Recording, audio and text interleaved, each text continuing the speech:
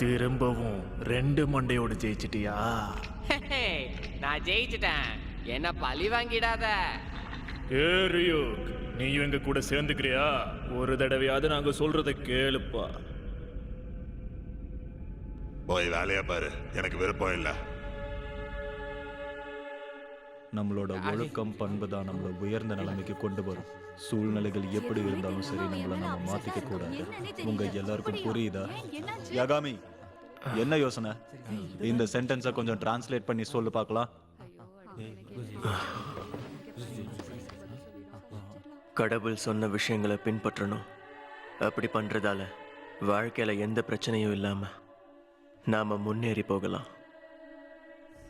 இன்று காலை 11 மணி அளவில் யோகோஹாமா கனகாவா பகுதியில் கிட்டத்தட்ட 30 வயது மதிக்கத்தக்க ஒரு ஆணின் சடலம் அவரது வீட்டில் உடல் முழுவதும் இரத்த காயங்களுடன் கண்டெடுக்கப்பட்டுள்ளது.